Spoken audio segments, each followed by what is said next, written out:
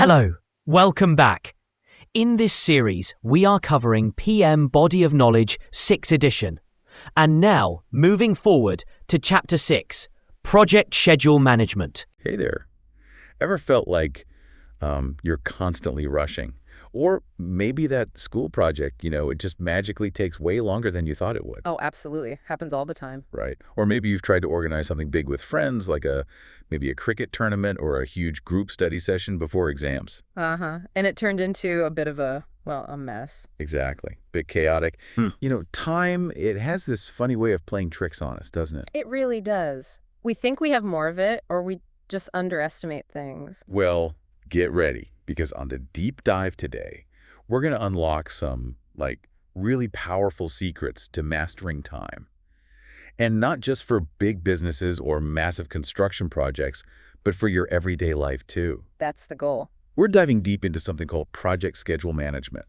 It's a bit grown up, I know, maybe a bit fancy. It can sound intimidating, yeah. But really, it's just about making sure things happen on time, every time. Yeah. And, making sure you don't get super stressed out doing it. Exactly. Less stress, more success. We've got this fantastic stack of insights here, really packed with the wisdom that professionals use all the time. We're going to distill it all down into something super practical for you. Break it down. Our mission today, it's simple. We're going to take this topic, which seems maybe a bit complex, and break it down, step by step, like following a recipe for a delicious layered biryani, ingredient by ingredient. I like that analogy. Layer by layer. So an 8th grader in India can totally grasp it. We'll use examples you see every day, school projects, family celebrations, that kind of thing. Things you can relate to. And help you understand why knowing this stuff isn't just for, official project managers. It's for anyone who wants to get things done well, without that last-minute panic. That last-minute panic is the worst. Totally. So what does this all actually mean for you? Let's unpack this. Let's start cooking up some serious time mastering skills. All right, let's do it. First things first, maybe we should set the stage a bit. Before we even talk about managing time for projects, we need to be clear on what a project actually is in this sense. Good point. What is a project? So when we use the word project here, we're talking about a temporary effort. Something you undertake to create something unique. That could be a specific product, maybe a service, or just a distinct result. Okay, temporary and unique, so not like my daily homework then. Exactly. Homework is usually ongoing, repetitive. A project has a very clear beginning and a very clear end. It's a defined journey, from point A to point B with a specific destination in mind. Oh, okay, got it. Think about your annual school cultural day. That's a perfect example of a project, isn't it? Oh, yeah, definitely. Massive effort. Right. It's temporary, happens once a year. It's unique. This year's show will be different from last year's with new dances, new songs, new themes, and it brings together so many different activities, right? Preparing dances, learning songs, rehearsing skits, designing decorations, making costumes. Countless hours of practice. Exactly. All these individual bits come together for one big goal, a successful cultural day. Okay, or like planning a big family wedding. Perfect example. All the ceremonies, guest lists, food, venue stuff, temporary, unique, complex.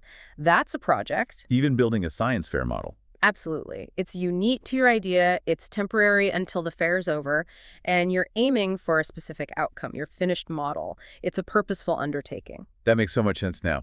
Okay, so if a project is that big, temporary, unique effort, then project schedule management is like our superpower for making sure our project finishes when we want it to. That's a great way to put it. It's your superpower for taking that big vision, the cultural festival, building an app, even studying for board exams, and creating a really detailed plan, a roadmap. A roadmap, I like that. This plan clearly shows how you're going to deliver every single part of it, and crucially, when each piece will be ready. So it's like mapping out every single step. Start right to the end, thinking about all the twists and turns. Exactly. Anticipating what needs to happen and in what order. Okay, so why is having this roadmap, this schedule, why is it so important? You mentioned it helps beyond just finishing on time. It does. It's crucial for several reasons, and these apply just as much to your school play as they do to building, say, a new metro line.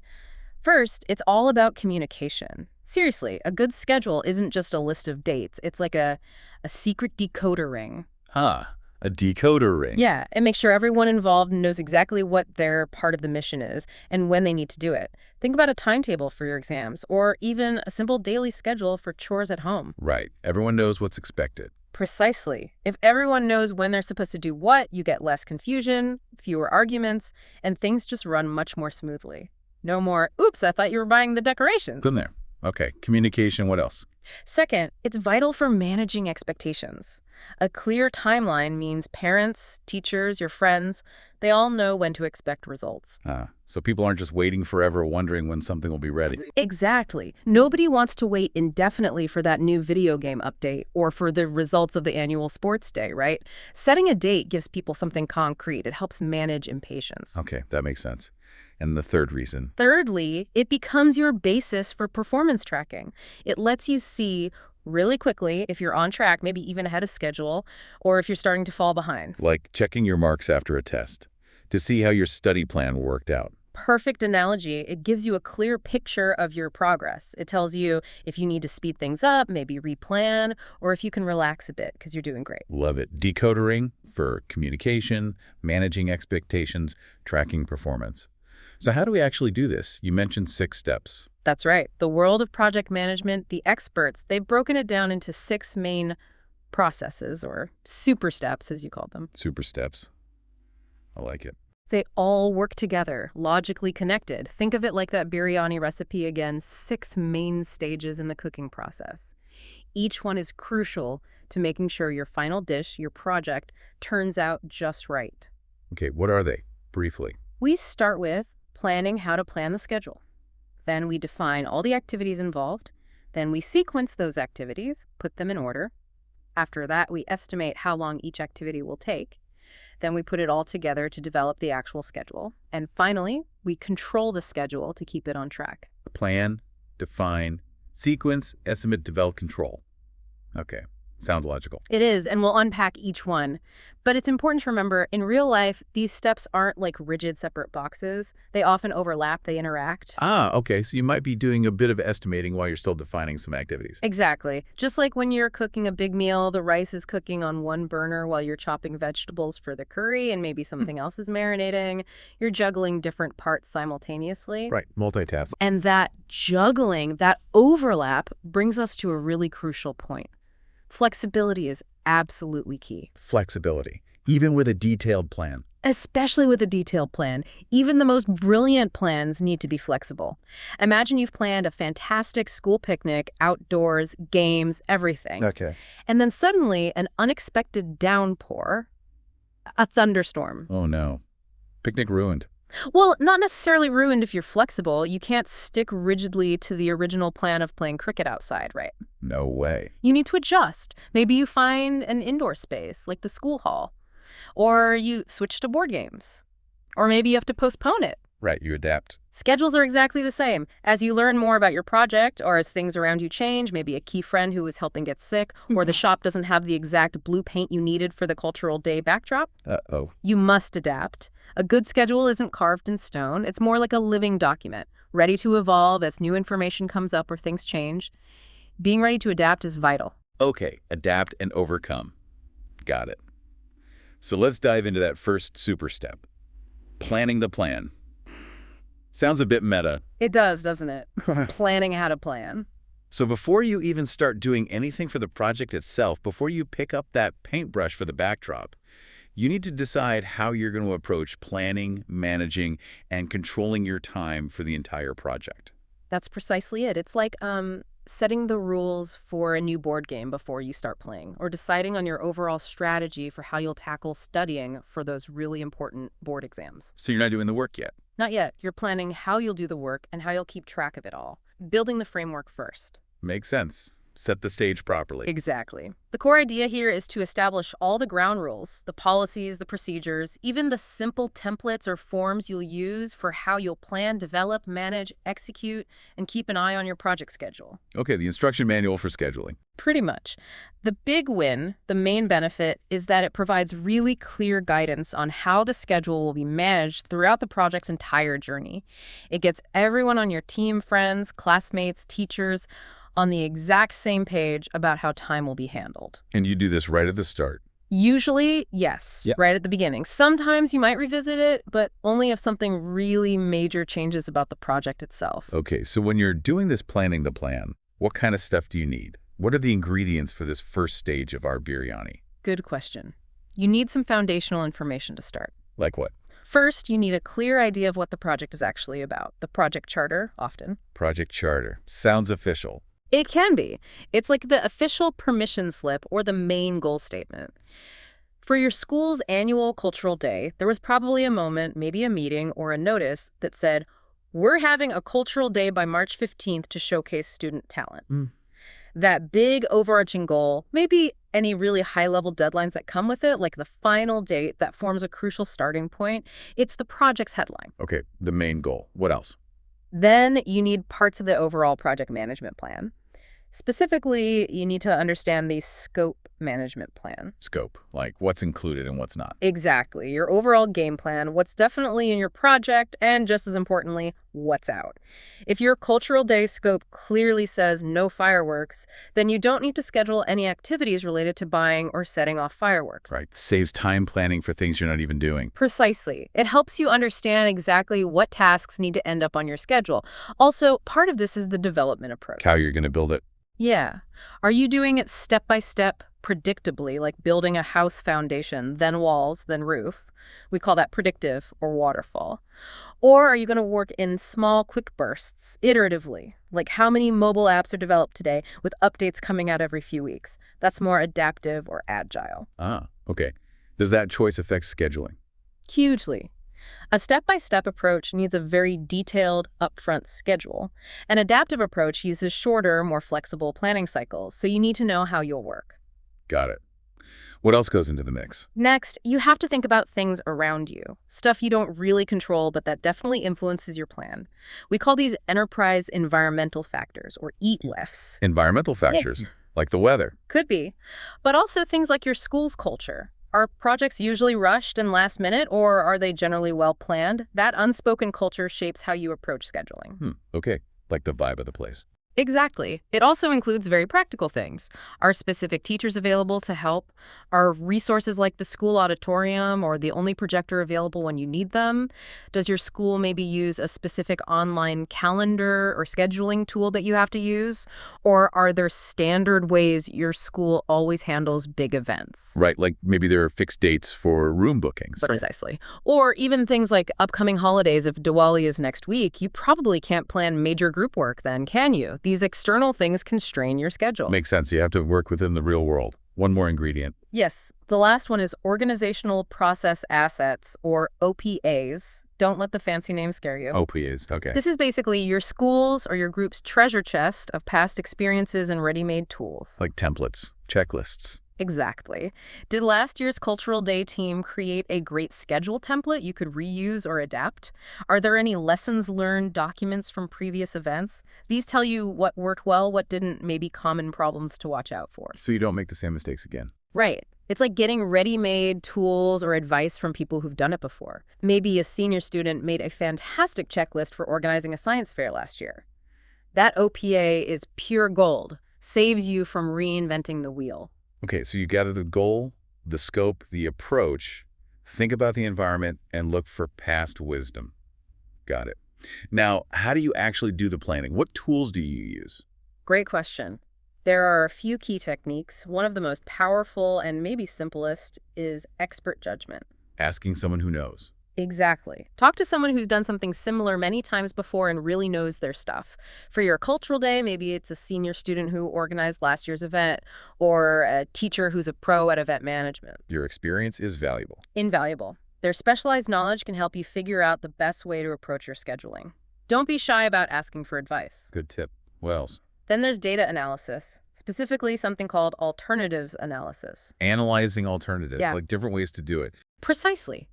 You sit down and think, what kind of schedule works best for this specific project?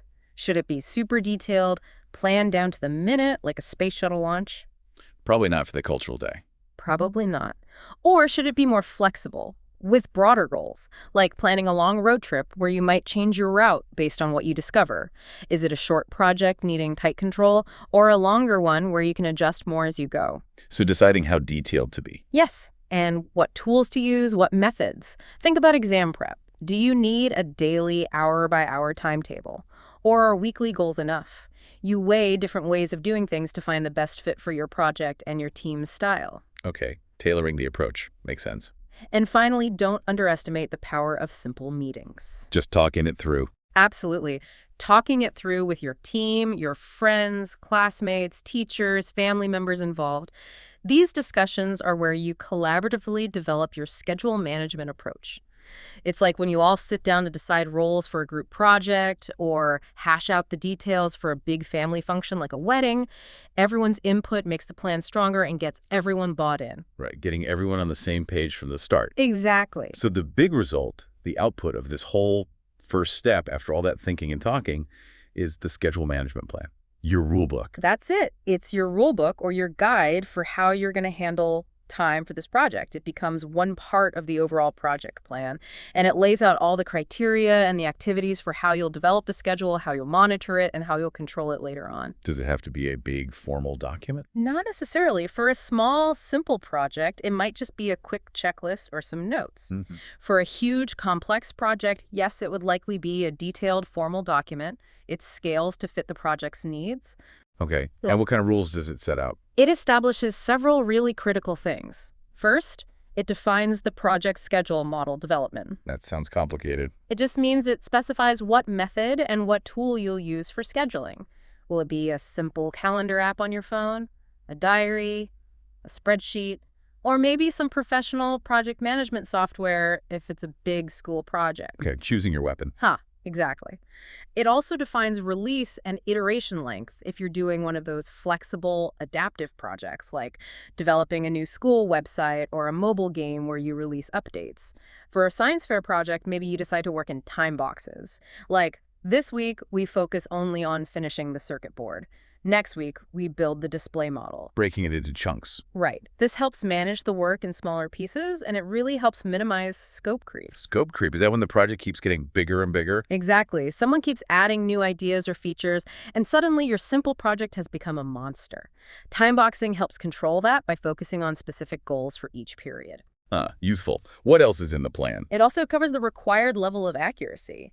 How precise do your estimates and schedule need to be? Is finish the essay by Tuesday good enough? Or does it need to be finish the essay by Tuesday, 3.3 or p.m.? Right. That depends on the project's complexity and how critical the deadlines are.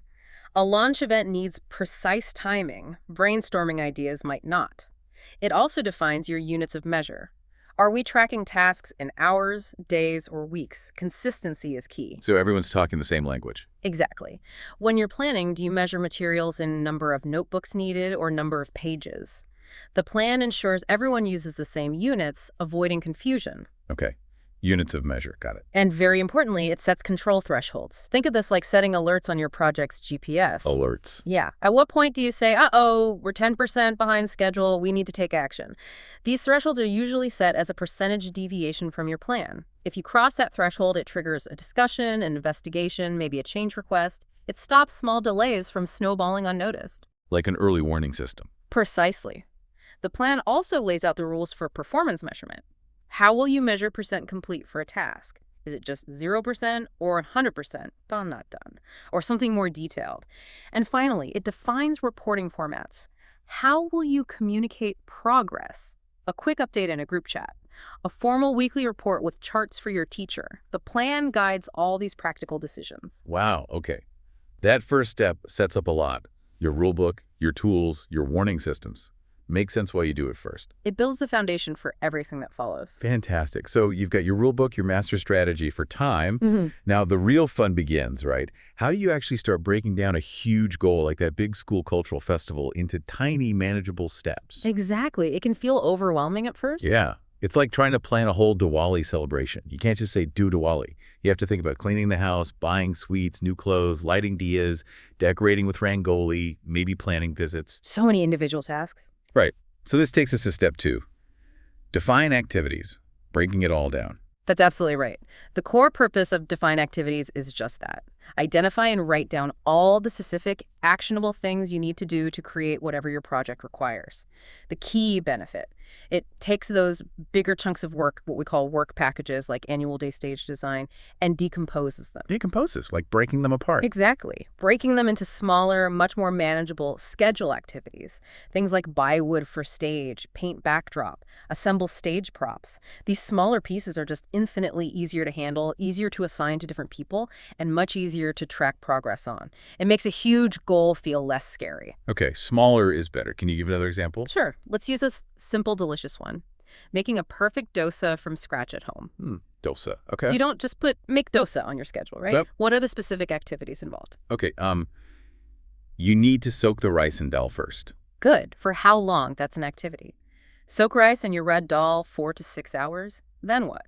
Then you have to grind them into a batter. Activity 2. Grind batter. Then. It needs to ferment, right? Overnight, usually. Activity 3. Ferment batter. 8-12 hours. What else for masala dosa? Prepare the potato filling. Chop onions, potatoes, cook it all up. Activity 4. Prepare potato filling. Then the actual cooking. Heat the tawa, spread the batter, cook it. Activities 5, 6, 7. Heat tawa, spread batter, cook dosa, and finally. Serve it, maybe with chutney and sambar. Activity 8. Serve dosa. See, each of those is a specific, actionable activity. If you miss even one or do them in the wrong order, your dosa might not turn out right. Okay, I get it. Be specific. What tools help with this breaking down? The main technique here is decomposition. It's just that act of breaking down a larger task or work package into smaller, more manageable components or activities, like decorate the school auditorium for the annual day and breaking it into buy balloons, inflate balloons, hang streamers, arrange chairs, set up stage lights. Smaller pieces are easier to estimate time for, too, I bet. Absolutely. And easier to assign. You inflate balloons, I'll hang streamers. Much clearer. Okay. Decomposition. Any other techniques? Another useful one, especially for long projects where you don't know all the details up front, is rolling wave planning. Rolling wave, like a wave on the ocean. Kind of. Imagine planning your exam studies over several months. You might plan the next 2 chapters you need to study this week in great detail, specific topics, exercises, timings, but the chapters you need to study 2 months from now? You might just list the chapter titles vaguely. You don't plan them in detail yet because things might change, or you're not sure how long the earlier chapters will take. So you plan the near stuff in detail and the far stuff more generally. Exactly. As you get closer to those later chapters, the wave rolls forward and you then plan them in detail. It's progressive elaboration, planning as you go for the later parts. It allows for flexibility when you don't have all the information right at the start. That sounds really practical for things that might change. It is. Very common in research or software development. So what comes out of this define activity step? What are the outputs? 3 main things usually. First, the activity list. This is your comprehensive list of all those dosa-making steps or all the specific tasks needed for your school cultural festival. Every single action required. The master list of things to do. Right. Second, you get activity attributes. These add more specific details for each activity on the list. For our soak rice activity, the attributes might include needs 1 kilogram rice, 250 gram urad dal, 2 liters water, large bowl, duration estimate, 4-6 hours, can be done overnight. It might also list who is responsible, any specific constraints, resource needs, etc. So more context for each task. Exactly. All the relevant details needed to manage that specific piece of work. Third, you often create a milestone list. Milestones, like important points. Precisely. These are significant checkpoints or events in your project. They don't usually have a duration themselves. They mark the completion of something important, like batter fermented, or all costumes designed, or auditorium booking confirmed. So they're not tasks, but markers of progress. Exactly. They're like 0 duration flags in your schedule, often used for reporting progress to teachers or parents, or just for the team to celebrate a small victory. Yes, we hit the milestone. Cool. Activity list, attributes, and milestones. Got it. Okay. Okay, so you've meticulously listed all your activities, even the tiny ones. You've got the details. Now, you can't just do them in any random order, can you? Definitely not. That would be chaos. Yeah. You wouldn't put the dosa on the tawa before the batter is ready and properly fermented. That would be, well, messy. Very messy. Or think about cricket. You can't start playing the match before the pitch is prepared and the teams are actually present. Right. Order matters. So this is where step 3 comes in. Sequence activities, putting them in the right logical order. That's exactly it. The purpose here is to identify and document the logical relationships among all those project activities you just defined. Which activity needs to finish before another can start? which can happen at the same time. And the benefit. Why spend time on this? The benefit is huge. This process defines the most efficient sequence of work, considering all your project constraints, like resource availability or deadlines. It ensures things get done smoothly, without unnecessary waiting or delays, and without wasting effort by doing things in the wrong order. It's about creating a streamlined, logical flow for your entire project. Okay, building the flow. How do you figure out the sequence? A key tool here is the precedence diagramming method, often just called PDM. PDM. Okay, what is it? It's basically like drawing a map or a flowchart of your activities. You represent the activities as boxes or nodes, and you draw arrows between them to show the logical connections, the dependencies. So it visually shows what comes before what. Exactly. And when you draw this map, you'll mainly see 4 types of relationships, but 2 are super common and cover most situations you'll encounter. Okay, what are the common ones? The most common by far is finish to start, FS. This is simple and logical. A successor activity, the one that comes next, cannot start until its predecessor activity, the one that comes before it, is completely finished. Like the dosa example. Finish soaking before starting grinding. Perfect. Or you finish rehearsing the entire dance routine before you start the final dress rehearsal performance on stage. This is the backbone of most project schedules. Makes logical sense. Okay, finish to start. What's the other common one? The other fairly common one is start to start, SS. Here, a successor activity cannot start until a predecessor activity has started. This allows for overlap. Overlap, like doing 2 things at once. Sort of, or starting the second thing shortly after the first one begins. For example, remember the dosa filling. You can start preparing the potato filling as soon as you start grinding the dosa batter. You don't have to wait for all the grinding to be finished. Ah, okay. You can do them in parallel, somewhat. Right. Or for your cultural day, you might start arranging the chairs in the auditorium as soon as the team starts setting up the sound system. You can overlap these tasks to save time. Got it. FS and SS. Are there others? There are 2 more, finish to finish, FF, and start to finish, SF, but they are much rarer, especially SF. For most school projects or everyday planning, focusing on FS and SS will cover almost everything you need. Okay, stick to the common ones mostly, so we know how they connect. But why are they connected that way? You mentioned dependencies. Yes, understanding the type of dependency is also important when sequencing. Why does task B have to follow task A? Okay, what types are there? First, we have mandatory dependencies.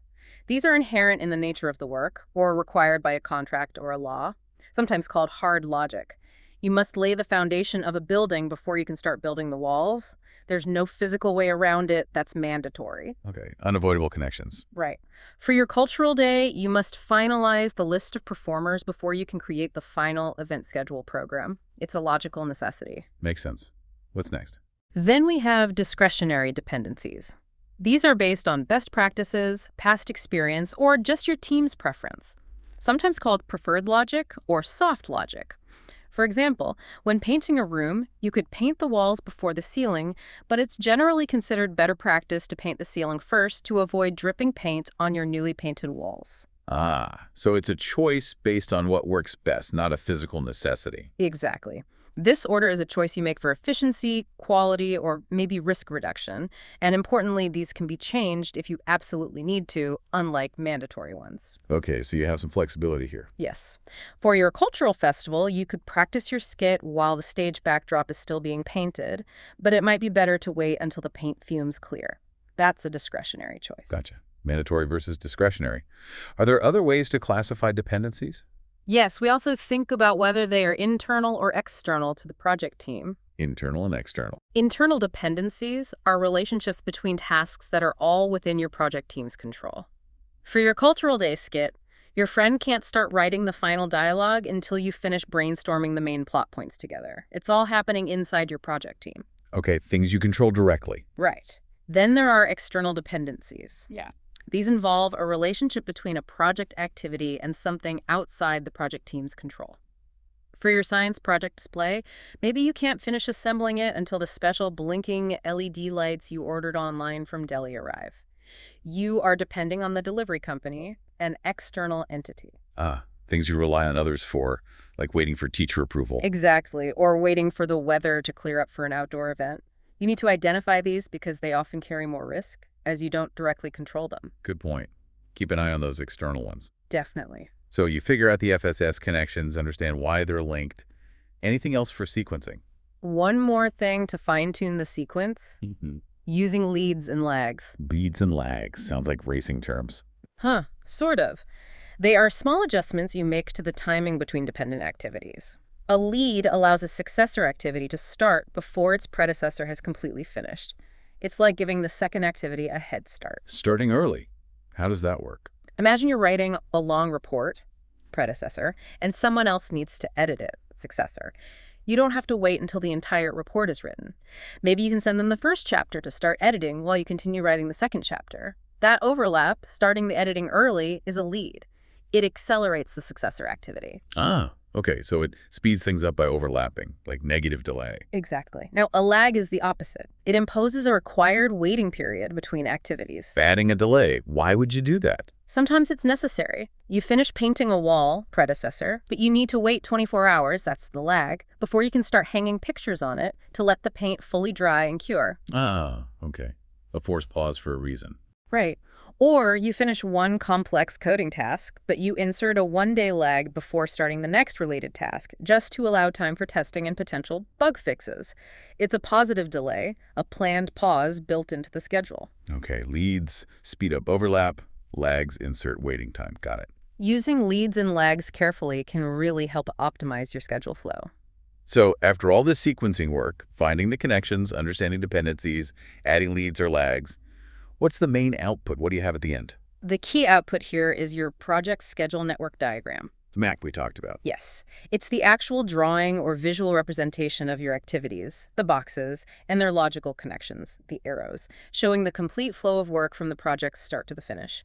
It's your detailed flowchart for the project, visually showing the path activities will take. It becomes the foundation for building the actual timeline. Awesome. The visual roadmap is ready. Yeah. Okay, step 4. This is where I think things get really interesting and maybe a bit tricky. We all do this, right? We underestimate how long something will take. Oh, constantly. It's human nature. Yeah. Oh, I'll finish this homework chapter in 15 minutes. And then, boom, 2 hours later, you're still staring at the same page. Happens to the best of us. So how do professionals get better at guessing? And what are those psychological tricks our minds play on us with time? This is step 4, estimate activity durations, right? That's exactly it. The main purpose of this step is to make your best educated guess or estimate for the number of work periods, hours, days, weeks, whatever unit you chose needed to complete each individual activity you've defined. And you do this considering the resources you expect to have available. So not just guessing wildly, but estimating based on resources. Right. The key benefit is straightforward. It provides the amount of time each individual activity is likely to take. This is absolutely critical, because without realistic duration estimates for each step, your entire schedule, no matter how beautifully sequenced it is basically built on, well, shaky ground. Fantasyland. Like building a house on sand. Exactly. It's like trying to predict when a train will arrive at the station if you have no idea how fast it's going or how many stops it needs to make. Your estimates are the speed and distance information for your project train. Okay, crucial step. And you mentioned psychology. How does that mess us up? Oh, in several ways. We need to be aware of these mental traps. First, there's the law of diminishing returns. Diminishing returns, less bang for your buck. Kind of. In scheduling, it means adding more people doesn't always make things faster and can sometimes even make them slower.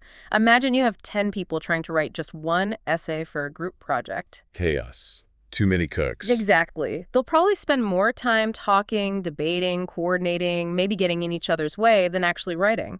At some point, adding more resources slows things down because of the extra communication overhead. You need to factor that in when estimating. Okay, more people doesn't always equal faster. What else? Then there's the infamous student syndrome. I think I know this one. Last minute panic. That's the one. It's a fancy term for procrastination. It's when people wait until the very last possible moment before the deadline to start working, even if they had weeks of time available. Like studying for exams only the night before, pulling an all-nighter? Precisely. You know it's not the best way, but that pressure somehow seems necessary to get started. This completely messes up any early buffer time you might have planned. Guilty as charged sometimes. Okay, student syndrome. What's the other one? Closely related is Parkinson's law. This is fascinating. It states that work expands to fill the time available for its completion. Work expands. If you give yourself, say, a whole week to complete a task that realistically only takes about 2 hours of focused work, Yeah. it will probably take you the entire week. You'll stretch it out. You might do extra research you don't really need, check it 10 times, get distracted easily, take longer breaks. The work just magically fills the allocated time. Whoa.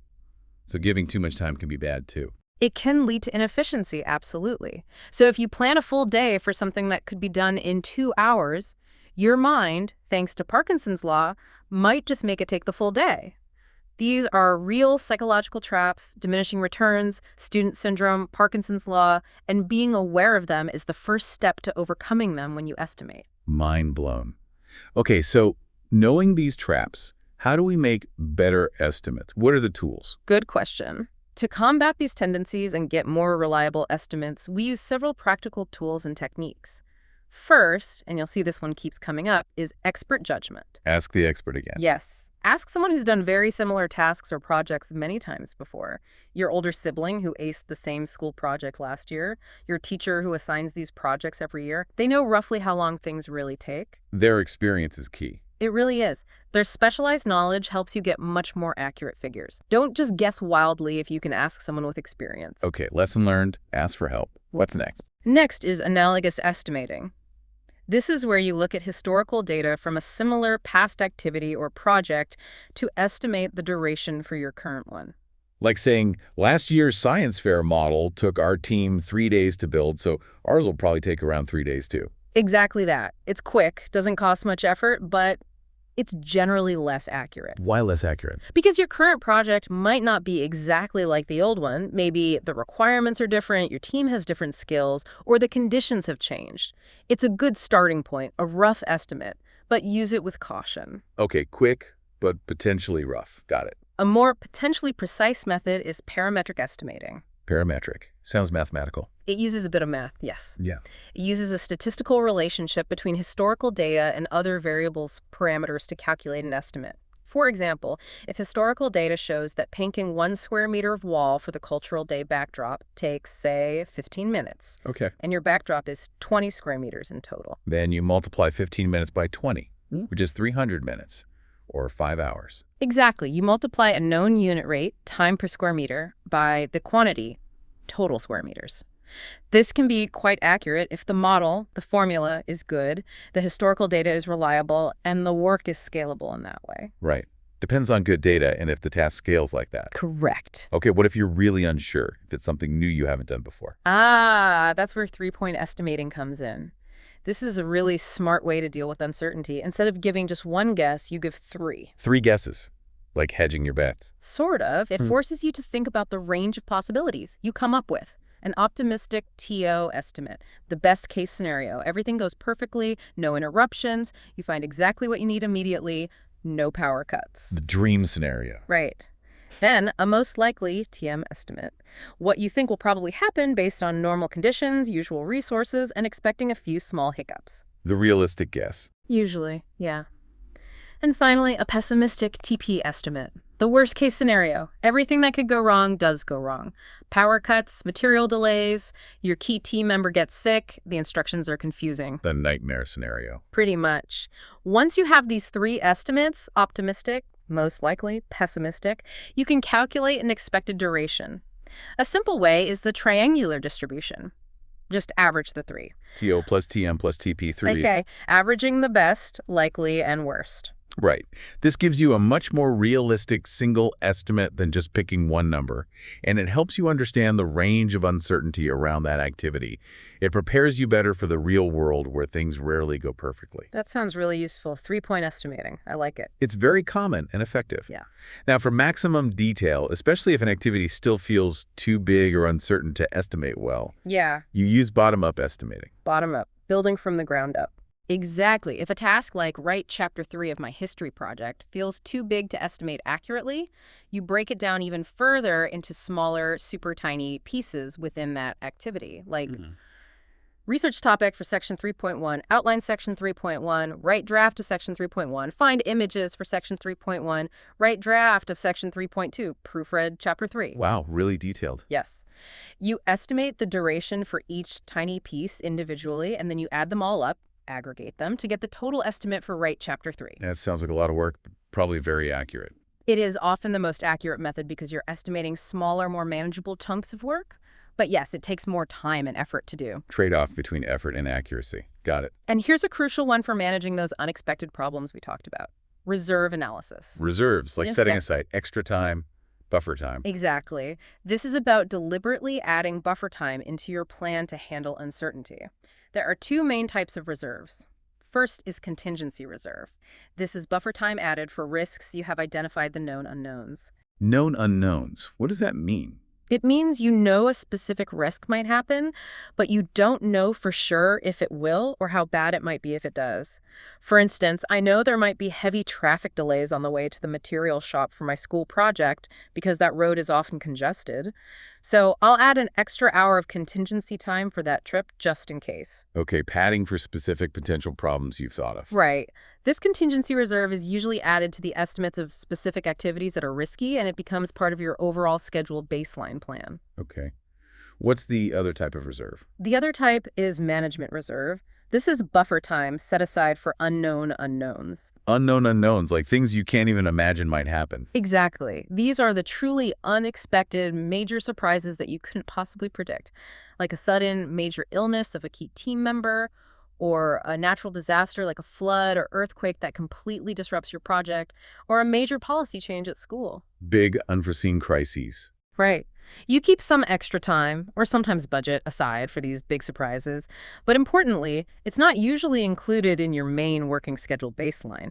It's held separately by management, or by you for your personal project. Like keeping a secret emergency fund, separate from your regular pocket money. Perfect analogy. It's for major unforeseen emergencies that could derail everything, not for covering up poor estimating or small delays. Okay, contingency for known risks, management reserve for total surprises. Crucial. Very crucial for realistic planning. Any other tools for estimating, especially with groups? Yes, for decision-making in groups, particularly in those flexible, agile projects, techniques to get consensus are great. For example, Fist of Five is a quick, fun way. When you get agreement on an estimate, everyone on the team simultaneously shows fingers. A closed fist means, no way, I strongly disagree, and 5 fingers means, yes, I fully support this estimate. So you see immediately if everyone agrees. Right. If someone shows only 1 or 2 fingers, they have concerns. They explain why they think the estimate is wrong. You discuss it as a team, maybe adjust the estimate, and vote again until you get consensus, usually 3 or more fingers from everyone. Cool. A quick visual check for agreement. It helps ensure everyone buys into and owns the estimate. And finally, just regular meetings, especially things like sprint planning meetings or iteration planning meetings in Agile. In these, the team gets together regularly, looks at the prioritized list of tasks, often called user stories, discusses them, estimates how much effort they'll take, and commits to what they believe they can achieve in the upcoming short work cycle, the sprint. So focus meetings for estimation and commitment. Exactly. Very collaborative. Wow, lots of ways to estimate. So the output of all this hard thinking and guessing is your duration estimates. That's the main one, yes. The quantitative assessment, the numbers of the likely number of time periods, hours, days, weeks, required to complete each activity, or maybe a whole phase, or even the project overall. Sometimes it's a single number, like 3 days. Sometimes it includes a range reflecting the uncertainty, like 2 weeks made 2 days. Meaning it could take anywhere from 8 to 12 days. Exactly. That range comes often from the 3-point estimating we discussed. And critically, you also get the basis of estimates. Basis of estimates. What's that? It's the supporting documentation. It explains how and why you came up with those duration numbers. What method did you use? Analogous parametric expert judgment? What assumptions did you make? What data did you use? What constraints were considered? What risks were factored in, maybe including contingency reserves? So showing your work. Precisely. This transparency is key. If things change later, or if someone questions an estimate, you can go back and see the logic behind it. It makes your estimates much more credible. Okay, estimates plus the reasoning behind them. Makes total sense. All right, you've meticulously defined all your activities. You've put them in the right logical order, figuring out the dependencies. You've made your best, most educated guesses for how long each one will take, considering resources and risks. Phew! That's a lot of groundwork. It is. Now it's finally time to put all those pieces together into the proper Grand Master Plan. Right. Now we assemble the puzzle. This is the stage where you make the final, complete timetable for your entire school cultural festival, showing when everything happens, not just one dance practice. Sure. Or you create the complete project plan for your new mobile app, showing every feature rollout and deadline. This is step 5, develop schedule. It's where all the planning culminates. Okay, develop schedule. What's the official purpose here? The purpose is to analyze all those pieces we've carefully prepared, the activity sequences, their durations, the resources required for each, and any overall schedule constraints, like fixed deadlines or milestone dates, to create the complete integrated schedule model. This model is what you'll actually use for executing the project work and for monitoring progress later on. And the benefit. What's the big win? The absolute key benefit is that it generates that detailed schedule model, complete with planned start dates and planned finish dates for every single project activity and all the important milestones you identified. It's your final comprehensive roadmap, the full biryani recipe with exact timings for every layer and ingredient. The master plan. But you mentioned earlier, it's not just done once, right? Absolutely crucial point. Developing an acceptable, realistic project schedule is almost always an iterative process. Iterative, meaning you do it again and again. Yes, you cycle through it. You don't just create it once, print it, frame it, and assume it's perfect forever. No way. You draft it, you analyze it, you see potential problems, maybe too many things happening at once, or resources are overloaded, or it doesn't meet the deadline. So you tweak it, you fix the problems, you adjust things, and you analyze it again. Like practicing a dance routine. You try it, see what's awkward, fix it, try again. Perfect analogy. Or like refining a complex Rangoli design. You sketch it, see if the colors work, adjust the patterns, refine it until it looks just right. You constantly review and revise the schedule throughout the project's life because reality inevitably throws curveballs. Okay, it's a living document, always being refined. Got it. So what tools are in the Master Builder's toolkit for this step? There are some powerful techniques used here. The overarching one that brings many others together is schedule network analysis. Network analysis, like analyzing that map we drew. Exactly. It's the technique of using that project schedule network diagram we created earlier, along with your duration estimates, to figure out the overall timing. It's like using Google Maps for your project. It analyzes all the paths, the connections, the durations like speed limits, any lags like waiting at traffic lights, to calculate the earliest and latest possible start and finish dates for every activity and ultimately for the whole project.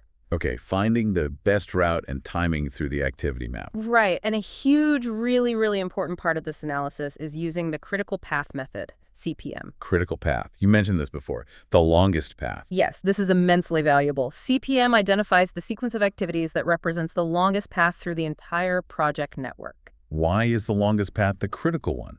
Seems counterintuitive. Because that longest path determines the absolute shortest possible time your entire project can be completed in. Whoa, hang on. Longest path equals shortest project time. Think about it. Every activity on that longest path has to be done in sequence. If any single activity on that specific path gets delayed, even by 1 day. The whole project finish date gets pushed back by 1 day. Exactly. Because there's no buffer time, no wiggle room along that path to absorb the delay. Activities on the critical path typically have zero float or slack. So it's critical because any delay on it directly impacts the end date. Precisely. Let's use your analogy of getting to your friend's house across town for a study session. There might be several routes you could take, some through main roads, some through smaller streets. The critical path is the route that, considering all the turns and potential traffic, takes the longest amount of time. Okay. Now, if there's a sudden traffic jam on your critical path route, you will be late for the study session. No way around it. Right. But if there's a small delay on one of the other shorter routes, maybe a slow garbage truck on a side street, it might not actually make you late overall, because that route had some built-in buffer time, some float. You could still arrive on time despite the small delay there. Okay, I think I get it. The longest path dictates the minimum project duration and has no wiggle room. So you have to watch those critical path activities like a hawk. Absolutely. Identifying and managing the critical path is fundamental to keeping your project on schedule. And you mentioned float or wiggle room. What's that about? Right. CPM also calculates total float, or slack, and free float for each activity. This is the amount of time an activity can be delayed without delaying the overall project end date, total float, or without delaying the start of the very next activity, free float. So activities not on the critical path have some float. Usually, yes. Knowing how much float an activity has gives you flexibility. Yeah. You might be able to delay its start or use fewer resources on it initially without impacting the final deadline. It helps prioritize where you need to focus your attention. Super useful, knowing where you have flexibility. Okay, critical path method. What else? Next up is resource optimization. We estimated durations based on resources. Now we make sure the overall schedule actually works with the resources we have available. Making sure you have enough people, materials, equipment, but not too many. And they're used efficiently. Exactly. Making sure resources aren't over-allocated, like one person assigned to do 3 things at the exact same time, or underutilized, sitting idle. There are 2 main techniques here. Okay. First is resource leveling. This is used when you have key resources that are required for multiple activities, but you only have a limited number of them, and the initial schedule shows them needed at the same time, creating a conflict. Like our example of needing one school projector for 3 different cultural day performances simultaneously. Perfect example. You can't do that. Resource leveling adjusts the schedule, maybe delaying the start date of 1 or 2 of those performances so that the projector is used sequentially, one after the other. So you shuffle the schedule to fix the resource clash. Does that affect the end date? It often does, yes. Resource leveling can frequently cause the project's critical path to change and the overall duration to increase because you might have to delay critical activities to resolve the resource conflict, but it makes the schedule realistic and achievable. Okay, solves the resource problem, but might make the project longer. Trade-off again. Right. The second technique is resource smoothing. Smoothing, like making things less bumpy. Exactly. Here, you try to adjust activities within their available float, that wiggle room we talked about, so that resource usage is more consistent over time. You don't want your team doing nothing one week and then working 16-hour days the next week. Trying to avoid peaks and troughs in workload. Precisely. Resource smoothing aims for a more stable level of resource use, keeping people from being overloaded or idle. And crucially, because you only adjust activities within their float, resource smoothing should not change the project's critical path or delay the final completion date.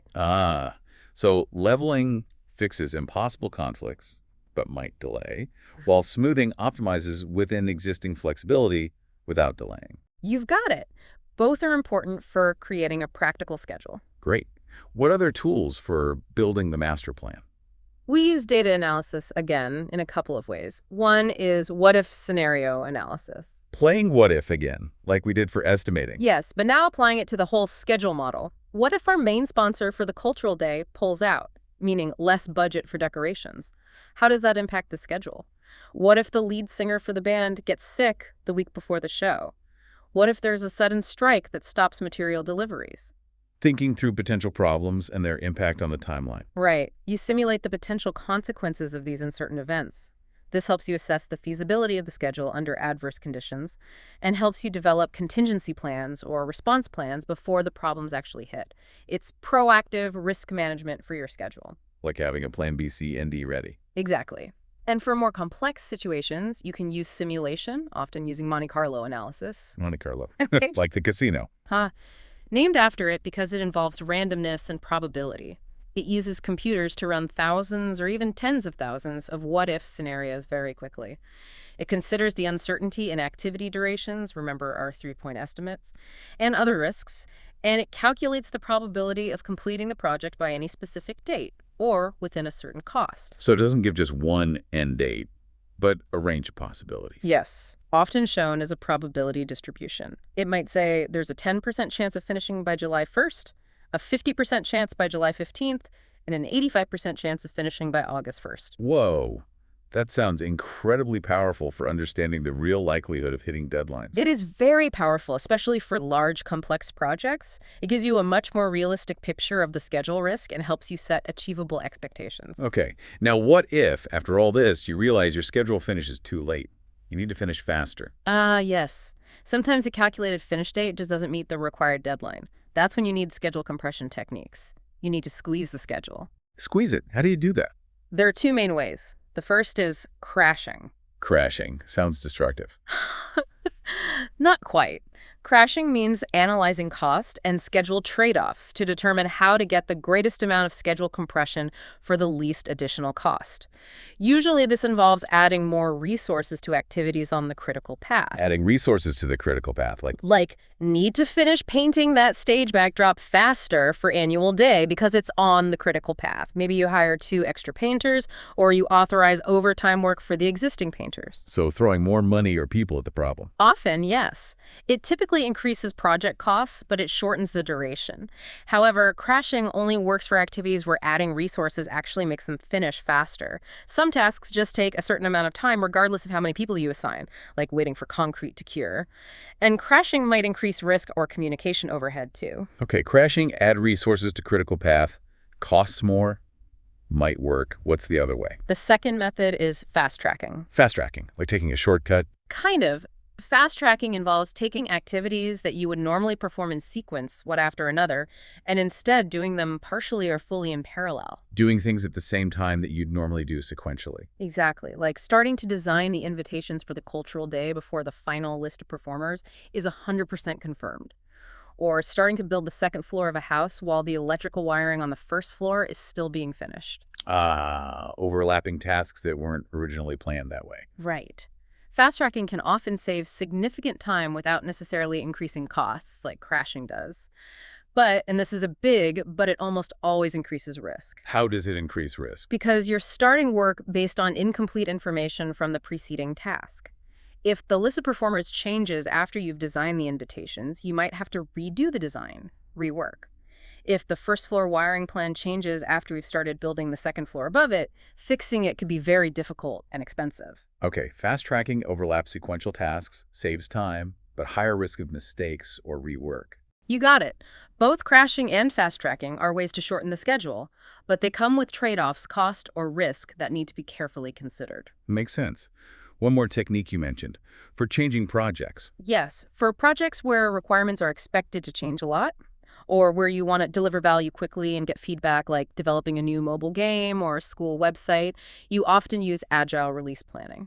Agile release planning, different from the detailed upfront plan. Very different. Instead of trying to plan everything perfectly at the start for months or years ahead, you provide a high-level summary timeline for the overall project, the roadmap. Then you plan in detail for upcoming releases, which are usable chunks of features delivered over maybe a few months. For example, Release 1, basic user login and profile. Release 2, ability to post messages. And within each release, you work in very short cycles called iterations or sprints, usually just 1 to 4 weeks long. So you plan in short bursts. Yes. At the beginning of each short sprint, the team plans exactly what they can deliver from the prioritized list in that sprint. At the end of the sprint, they should have a working, tested increment of the product. So you get something usable really quickly. That's the goal. Delivering value incrementally, getting feedback early and often, and being able to easily adapt to changes because your planning horizon is short.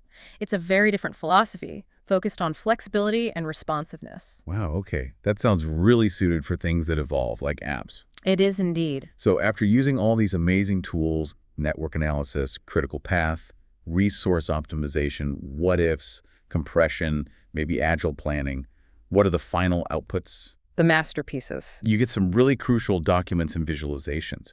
The first, and perhaps most important from a control perspective, is the schedule baseline. Baseline, like the starting point. Exactly. This is the approved version of the final project schedule. Once it's reviewed and agreed upon by all the key stakeholders, your teachers, the school principal, your project team, it becomes the official target, the official plan everyone agrees to. Right. It's like signing a contract or setting an official goal. Any significant changes to this baseline schedule from this point forward usually require a formal change request process to get approved. Why? Because this baseline is what you will measure your actual performance against later on. It's your original promise. Okay, the approved target, schedule baseline, what else? Then you have the project schedule itself. This is the practical operational output of your schedule model. It's the timetable that everyone uses day to day. It shows all your linked activities, their planned start and finish dates, their durations, the milestones, and maybe even the resources assigned to each task. At a minimum, it includes a planned start and finish date for every single activity. The actual working timetable, how is it usually shown? It can be presented in several ways, often depending on the audience. The most common format, especially for communication, is bar charts, which are widely known as Gantt charts. Gantt charts. I think I've seen those, like horizontal bars showing task durations. Exactly. They provide a really clear graphical representation of tasks plotted against time.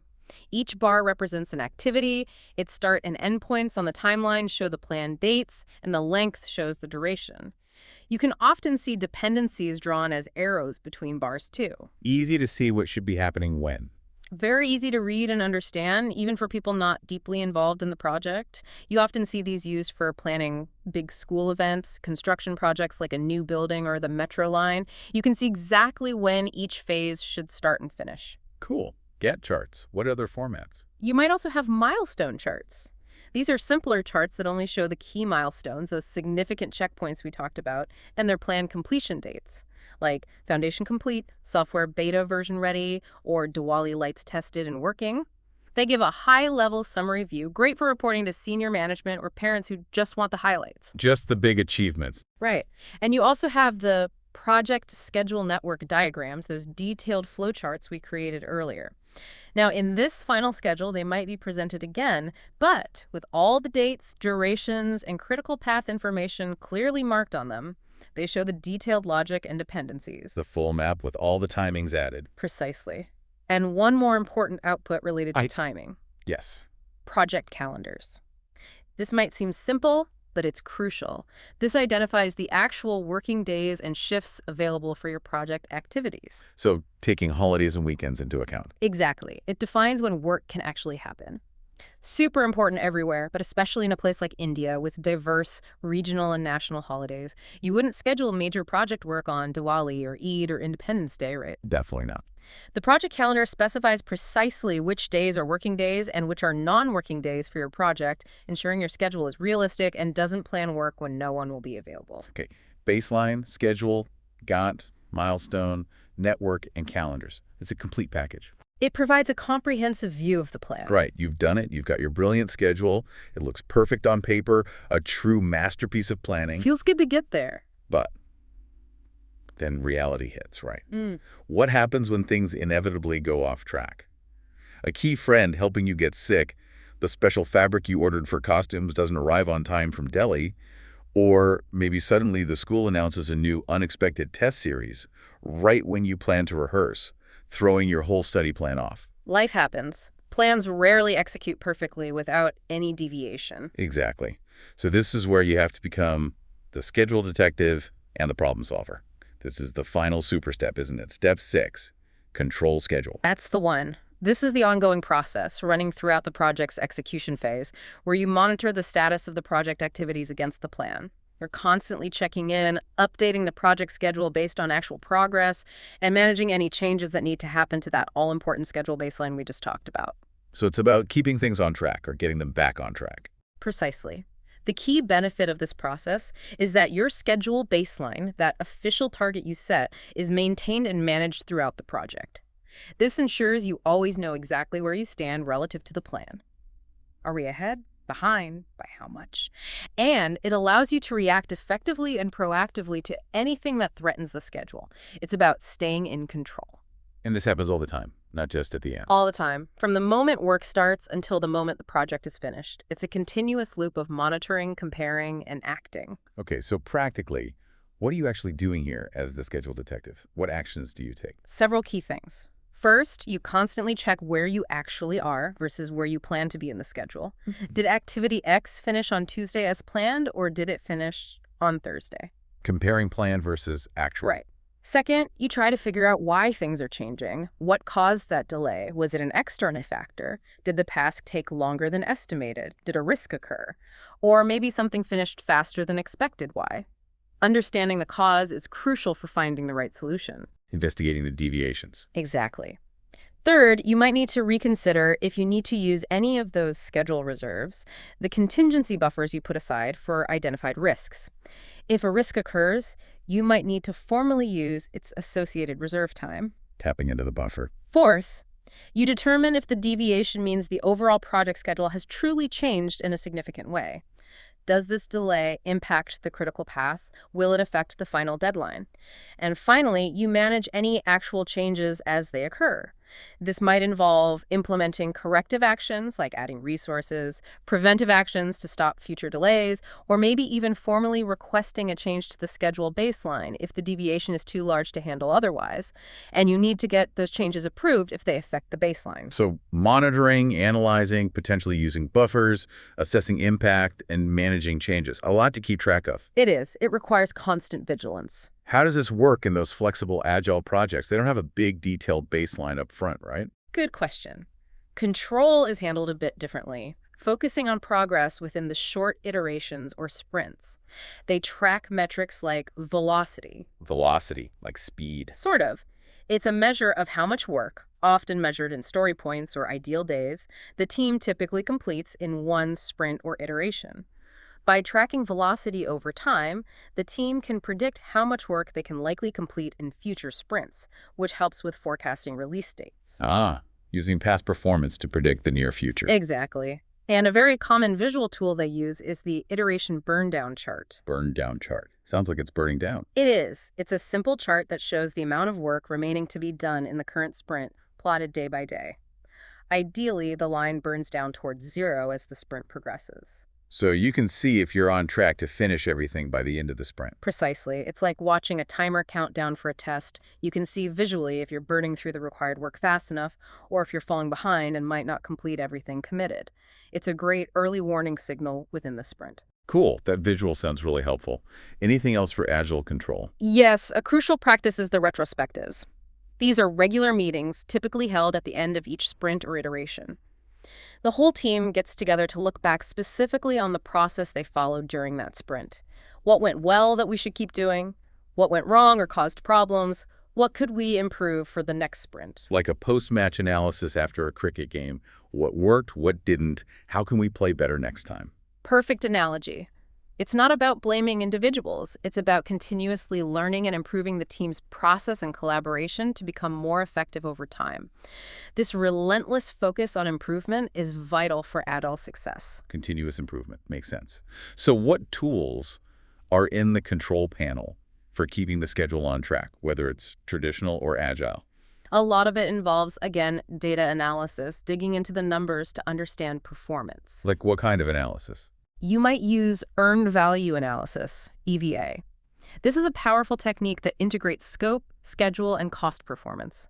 It measures how much work has actually been completed, the earned value, compared to what was planned to be completed by now, the planned value, and what has actually been spent, the actual cost. Wow, sounds complex, but useful. It can be complex to set up, but very useful. It gives you key indicators like schedule variance, are we ahead or behind schedule, and cost variance, are we over or under budget, and can help forecast the final outcome. It's like checking if your study hours, cost effort, are actually translating into chapters covered, earned value, according to your plan. Planned value. Earned value. What else? Simpler things include performance reviews. This just means regularly measuring, comparing, and analyzing your actual schedule performance against the baseline. Looking at actual start and finish dates for tasks, the percentage complete, and estimating the remaining duration for work in progress. Just checking the basic progress numbers. Right. And trend analysis. Are things getting consistently better or worse over time? Is your project always slightly behind schedule each week, or are you catching up after an early delay? Looking at trends helps you see if corrective actions are working. Spotting patterns. Then there's variance analysis. This looks specifically at the variances between what you planned and what actually happened for individual activities or milestones. If you plan to finish your homework by 8 p.m. but actually finished at 9 p.m., that's a 1-hour negative schedule variance. Understanding the magnitude and cause of these variances helps you decide what action, if any, is needed. Digging into the specific differences. And yes, what if scenario analysis comes back again? Now that you're in the middle of the project and facing a real problem, say, that fabric supplier definitely can't deliver on time, you use what-if analysis to explore the impact of different response options on the schedule. What if we use a different fabric? How does that affect the schedule? What if we delay the costume fitting? Using it to evaluate solutions to current problems. And I assume you keep using the critical path method here too. Absolutely. You constantly monitor the activities on the critical path. If any of them start to slip, your whole project finish date is threatened, so you need to know immediately and act fast. Comparing progress against the critical path is vital. Keep your eye on the longest path. Always. And those other tools we learned for developing the schedule resource optimization, leveling, smoothing, adjusting leads and lags, and schedule compression, crashing, fast tracking, they're all used again here during control. Ah, so you use them to build the plan and then use them again to fix the plan if it goes off track. Precisely. If you find yourself falling significantly behind schedule, you might need to apply resource leveling differently, or maybe you need to crash a critical activity or fast track some tasks to claw back that lost time and get back on schedule. They are tools for both planning and control. Got it. The same toolkit works for building and fixing. Makes sense, doesn't it? It does. So after all this monitoring, analyzing, and potentially fixing, what are the outputs of the control schedule process? What information comes out? Several crucial pieces of information that keep everyone informed and guide future actions. First, you get work performance information. This is the raw, factual data collected as work happens, which activities have started, which have finished, what percentage complete are the ones in progress, how much duration is remaining on them. It's the ground truth of your project's current status. Just the facts. Right. Then, based on analyzing that data, you generate schedule forecasts. These are updated predictions of when future activities, milestones, or the entire project will likely finish, based on the actual performance to date and any corrective actions you've planned or taken. This gives you your new estimated completion date, or EAC for cost.